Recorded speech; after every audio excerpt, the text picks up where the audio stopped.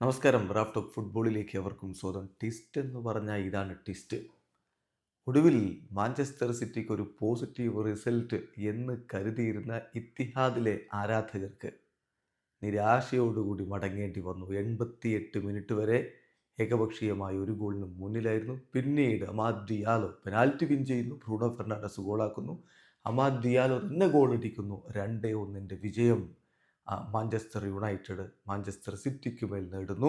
അങ്ങനെ Manchester is red എന്ന് തൻ്റെ ആദ്യ ഡെർബി മത്സരത്തിൽ തന്നെ റൂബൻ അമോറിം പ്രഖ്യാപിക്കുകയാണ്. 2-1 വിജയം മാഞ്ചസ്റ്റർ യുണൈറ്റഡിന്. കഴിഞ്ഞ 11 കളികളിൽ നിന്ന് 8ാമത്തെ തോൽവിയാണ് ഇപ്പോൾ പെപ് ഗാർഡിയോളയുടെ ടീം ഏറ്റുവാങ്ങുന്നത്. 8 തോൽവികൾ, 2 സമനിലകൾ, ഒരേ ഒരു വിജയം എന്ന രൂപത്തിലാണ് അവരുടെ സ്ഥിതിവിശേഷം. അതായത് അവസാനമായി കളിച്ച 11 കളിയിൽ നിന്ന് ടീം വിജയിച്ചത് ഒരേ ഒരു വിജയം.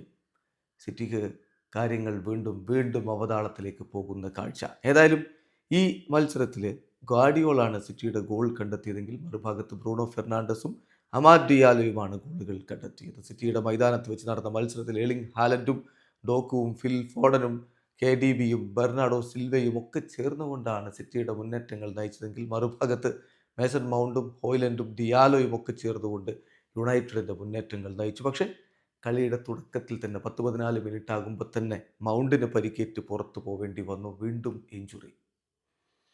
ഏതായാലും കളി പുരോഗമിക്കവേ 36ാമത്തെ മിനിറ്റിൽ ഗാർഡിയോളിൻ്റെ ഗോൾ മാഞ്ചസ്റ്റർ സിറ്റിക്ക് ലീഡ്. ഇടവേള സമയത്ത് അവർ ഏകപക്ഷീയമായ ഒരു ഗോളിന് മുന്നിൽ. അതിൽ ശ്രദ്ധേയമായ കാര്യം എർലിംഗ് ഹാലൻഡോ മറുഭാഗത്ത് റാസ്മുസ് ഹോയ്ലൻഡോ പെനാൽറ്റി ബോക്സിൽ എതിരാളികളുടെ പെനാൽറ്റി ബോക്സിൽ ഒരു ടച്ച് പോലും നടത്തിയില്ല ആദ്യ പകുതിയിൽ എന്നതാണ്. രണ്ടാം പകുതിയിൽ കാര്യങ്ങൾ അതുപോലെ തന്നെ പുരോഗമിക്കവേ കളിയുടെ 88ാമത്തെ മിനിറ്റിലാണ് ഡിയാലോ പെനാൽറ്റി വിൻ ചെയ്യുന്നത്. പെനാൽറ്റി എടുത്തത് ബ്രൂണോ ഫെർണാണ്ടസ്. മത്സരം 1-1 സമനിലയിലേക്ക്. കളിയുടെ അവസാന ഘട്ടത്തിൽ വീണ്ടും ഡിയാലോയുടെ ഗോൾ. 2-1 മാഞ്ചസ്റ്റർ യുണൈറ്റഡ് വിജയിച്ചു കയറുന്നു. സിറ്റിക്ക് വീണ്ടും നിരാശ. 2-1 തോൽവിയോടുകൂടി മാഞ്ചസ്റ്റർ സിറ്റി ഇപ്പോൾ 16 കളികളിൽ നിന്ന് 27 പോയിന്റുമായിട്ട് 5ാം സ്ഥാനത്താണ്. യുണൈറ്റഡ് ആവട്ടെ 16 കളികളിൽ നിന്ന് 22 പോയിന്റുമായിട്ട് 13ാം സ്ഥാനത്ത്. വീഡിയോ അവസാനിക്കുന്ന ഫുട്ബോൾ ലോകത്തെ കൂടുതൽ വിശേഷങ്ങളുമായി റാഫ് ടോക്സ് വീണ്ടും എത്താം.